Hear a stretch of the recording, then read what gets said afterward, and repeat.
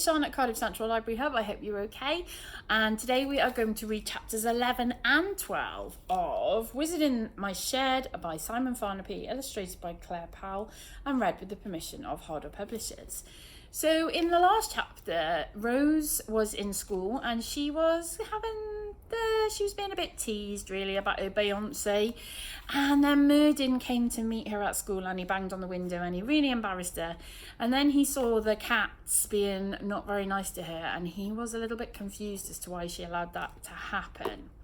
So let's find out what's going to happen in chapter 11 when I think they're going to go to the library. This chapter is called Interesting Books and Disparaging Looks. Rose sensed trouble as soon as they entered the usually silent library. Merdyn walked straight up to the very stern-looking librarian and shouted in his loudest speaking voice, "A collection of thy finest books upon the so-called Dark Ages, please, although I can inform thee that it was quite sunny most of the time." The poor librarian nearly fainted. She'd never heard anyone raise their voice above a whisper in her precious library before, and now here was someone shattering her eardrums without a care in the world. She recovered her senses and looked daggers at Rose, who quickly marched Merdyn to a table and sat him down. "Don't worry, he'll be quiet from now on, I promise," she told the librarian as she did so. "Why must I shusheth?" Merdyn complained. "Because you have to be quiet in libraries." "Why?" "Because you just do." Merdyn finally brought his voice to a whisper. "Fine, but 'tis a nonsense." "I'll get you some books on the Dark Ages while I find out about these rivers of time," said Rose. "Just sit there and be quiet." A few minutes later, she plonked a pile of books in front of Merdyn, and he attacked them hungrily as Rose tried to find out what she could about advances in time travel. Unsurprisingly, very little. This was the quietest Rose had ever known Merdyn, as his eyes darted from page to page, sentence to sentence, scouring for some mention of himself or anyone he knew. How odd to be in the future, looking back to see if anyone mentioned your name. Did you make your mark, or did you disappear without a trace? After an hour, Merdyn lifted his head from the pile of books. He had his answer. "Bah!" he shouted and banged his fist on the table, a move which got a nasty look from the librarian. "Not one mention of me, not a shrew of King Paul or Evanhart either. Nothing until this King Arthur fellow in 535. "Well, I suppose that's why we call it the Dark Ages. We don't know much about it," Rose whispered comfortingly, giving the librarian another apologetic look. "How didst thou fare?" asked Merdyn, calming for a second. "Any clues how to get me back in time?" "Nothing, I'm afraid." The great Warlock's head dropped. "I must return to rectify this tragedy. The only magical figure the history books speak of is this Merlin character." He pointed to a book called Wizards, Witches and Warlocks of Old. There was an illustration of Merlin inside in his classic look of grand flowing robes, long silky beard and a pointy hat, and he was holding a sword, most likely Excalibur. Rose looked closer. There were some Latin words inscribed on the sword blade, and she tried to make them out, but Merdyn slammed the book shut.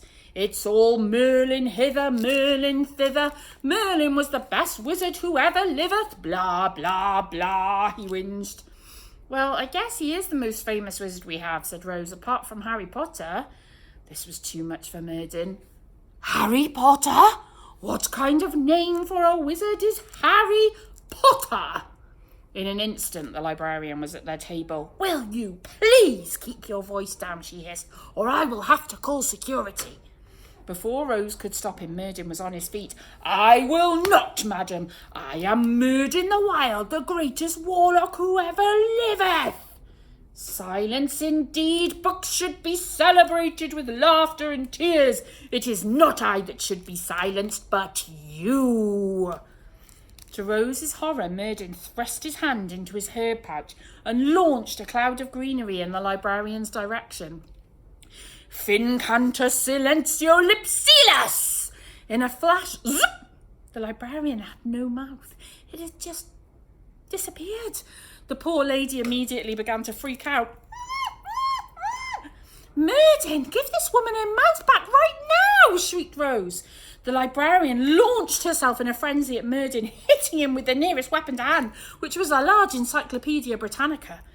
Merdyn was so shocked by the attack that he fell backwards into a shelf of books. Whoop! The shelf toppled backwards, hitting another shelf. Whoop! Whoop! Whoop! Whoop! The shelf hit another, and before Rose could utter the words, "Here we go again," shelf after shelf toppled like dominoes the whole length of the library. Boom, boom, boom, boom, boom, boom, boom, boom, boom, boom, boom. You get the idea. I'll spare you the unseemly events that followed immediately after Merdyn destroyed the entire library.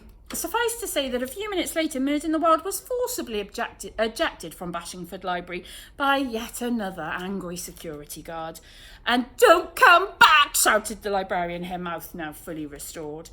Merdyn lay in a crumpled pile on the pavement as Rose ran out of the library behind him, a copy of Wizards, Witches and Warlocks of old under her arm.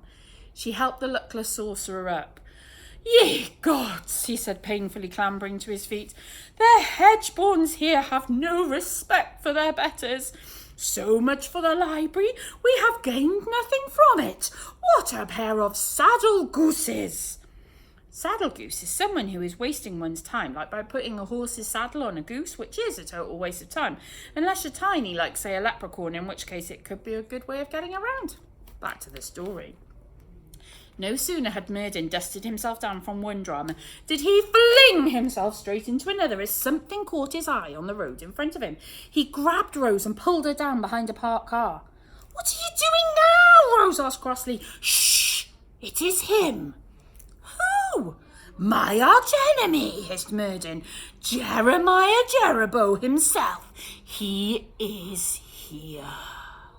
How many shocks can poor Rose handle? For drama no other could light a candle. To Merdyn the Wild, that is. And now for chapter 12, where eyes are deceived and stories are weaved. Where? Rose's eyes darted around for a sign of another Dark Ages person. From experience, they didn't exactly blend in. "Right there," insisted Merdyn, "just beyond this horseless carriage. He has come to do battle with me and finish what he did starteth. Damnation, I cannot face him without Thunderian." "I can't see him," Rose complained. Merdyn was breathing heavily, his eyes as wide as hula hoops. He raised his head above the car roof to look into the road. "Oh," he said more calmly, "he is gone." Rose rolled her eyes. "Then can we get off the floor now, please?" She was beginning to think that however magical he was, Merdyn was also completely bananas. Right on cue, Merdyn flew into a panic once more. There he be again! He is flying! This time Rose saw what he was looking at. It was an advert on the side of a bus for the magician who had just won Britain's Got Talented People. Rose let out a giggle. "Thou mocketh me, Rose," Merdyn roared. "This be my arch-enemy." But Merdyn realised his mistake as he watched the bus drive away, revealing yet another poster for the magician stuck to the bus stop. Rose marched him over the road to show him the picture at close range. "It's an advertisement for a show." Merdyn felt a twinge of embarrassment. However, had Rose read the first chapter of this book as you have, it would have been she who felt embarrassed. For she would have recognised the face that beamed out from the poster. The blonde hair, the sly, narrow eyes, the air of arrogance. She would have been even more red-faced when she read the name emblazoned across the front of the poster, Jerobo the Great. But alas, Rose hadn't read the first chapter of this book. How could she? She was in the book. She didn't come into the story till chapter 2, but if she had read it, she would have seen that the two faces were identical in every way. As it was, she just said, "Merdyn, that guy isn't a 6th century wizard. He's just some cheesy magician. He was on TV weeks before you arrived." "Never underestimate Jerobo," exclaimed Merdyn. "Is he a rake fire?" Someone who outstays their welcome by keeping the fire burning needlessly at the end of the night. "Yes, a smell feast." "An opportunist, someone who smells a feast from miles away and arrives uninvited." "Yes, a hufty-tufty." "Show off." "Ah, you remembered that one from last time, did you? All right, don't get big-headed, you hufty-tufty." "Yes, thank you, sir." Rose hoped he would stop using words she didn't understand very soon. "But a piece of cheese? No, look here." Merdyn pointed to a tagline for the show. "Are you brave enough to enter the magic circle?" Rose shook her head. "The magic circle's just a weird members club for magicians." Nay, the magic circle is where we settleth our disagreements, where we do battle, replied Merdyn, his blue eyes ablaze like sapphires. Believe me, Rose, these adverts, they are a sign. They are a sign that he wanteth to settle this with a duel. He is telling me he is here. The rivers of time are imperfect. He could have set out after me, but arriveth several months ahead. What more do you know of this man? Well, he's sort of come from nowhere in the last month, Rose admitted. That maketh sense, enthused Merdyn. He hopeth so that I shall come to him. I knoweth it. Tell me this magic show, it playeth soon? Rose looked at the date on the poster. This Saturday night in London. Pah! London! Merdyn spat the word out. Who would want to go to that sewer? It's not that bad. I love London, actually. Love London? Echoed Merdyn. 'Tis not possible. 'Tis a place for peasants who cannot afford to live elsewhere. Said Rose. London might have changed a bit since you were last there. Fine, proclaimed Merdyn. I will do battle with Jerebow in London and make him return me home with his spellbook. But first I needeth to restore my full powers, or else I standeth not a chance. I needeth my staff, Thunderian. Rose thought seriously for a second. Jeremiah Jerebow was an unusual name. She supposed it was possible that this guy was from the 6th century too, and if this was Merdyn's rival, this could be a genuine way home for him and a way to Rose's promised singing spell. Okay, I'm in. So where's your wand? Asked Rose. Staff, Merdyn corrected. It was broken in two and thrown down a well. I can only hope the well is still intact. It was situated where Crondike Wood meets Alderley Forest. Thou knowest of these places? I know Alderley Forest, but there's no Crondike Wood. Wait, Rose stopped. A well? You mean the old well? No, said Merdyn. 'Twas a new well. He paused to correct himself. But I suppose by now it would be considered old. 1,500 years have passed, after all. Then I know where it is, said Rose. It's in the Old Well shopping centre. Let us go at once. It'll be closed by the time we get there, said Rose. The show's on Saturday night, right? Which means we've got tomorrow to get your wand. Staff, corrected Merdyn again, even more emphatically this time. And he has a name, Thunderian. Well, we'll get Thunderian tomorrow after school. I think we've had enough excitement for one day. Now they had a plan. This would all be over soon, and Rose reflected as they headed home she would be a singing sensation with a happy family at last. When they got home, Rose saw something she hadn't seen in a long time. Her mum was cooking. Susie had made roast chicken with roast potatoes, peas and carrots and a jug full of gravy. Merdyn was ecstatic and gobbled it up in no time. It was all Rose's mum could do to stop him eating the bones as well. Fine belly timber, Mistress Susan, fine belly timber, he said with a beam when he'd finished. After dinner, Rose decided to show Merdyn the first Harry Potter film. It turned out to be not such a good idea. First of all, he kept trying to climb into the television to talk to the characters. Then he kept leaping off the sofa every 10 seconds to complain about how inaccurate a description of a W blood life it was. Here are a few examples of his outbursts. Is this Hogwarts supposed to be a school of alchemy? 'Tis nothing like it. Quidditch? A W blood has no time for sport. They can all fly already, can they? 10 years. It taketh 10 years to master the flying spell. Call that a staff? 'Tis tiny. A staff must touch the ground, find its power from Mother Nature. This Harry Potter is piffle. It won't catch on. Rose's mum and brother found his interruptions and leaping about very amusing, though Susie kept asking Rose where Uncle Martin had gathered his knowledge of wizards and warlocks. About halfway through the film, Merdyn kicked the TV out of sheer anger and it stopped working. Susie found this less amusing. Then he dragged everyone into the shed, lit a candle and demanded they each told a story from their lives. Where I am from, we didn't watch TV, he said. Of an evening we would sing songs around the hearth, pluck chickens, tell stories. I had no idea they were like that in Aberdeen, said Rose's mum. Rose just smiled awkwardly. No one wanted to kick the storytelling off, but in the end Susie agreed on the basis that the sooner they started, the sooner they got done and they could go to bed. And the story she told was about Rose's dad. It had been a long time since Rose had heard her mum talk about her dad, as she found it all a bit difficult. But now Susie started to smile as she told a tale from the time they were dating. Apparently one night they'd been driving home down a country lane when they hit a rabbit. Rose's dad had felt so bad that he put the poor rabbit's body in the boot of the car to take home and give it a proper burial.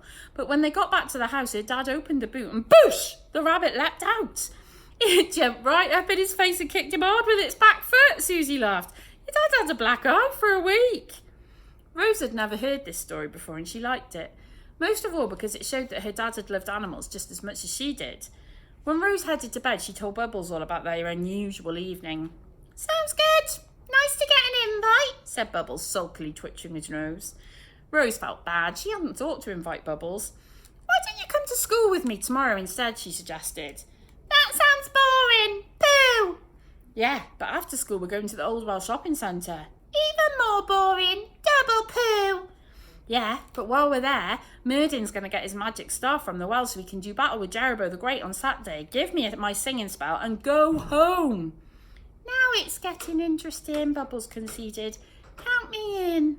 And that night no one wept. Makes a change. The family Falvey was well slept. So, next time, are they going to manage to find Thunderian the staff in the well? I don't think it's going to go well. Thank you for listening. See you next time. Have a wonderful week. Bye-bye, everybody.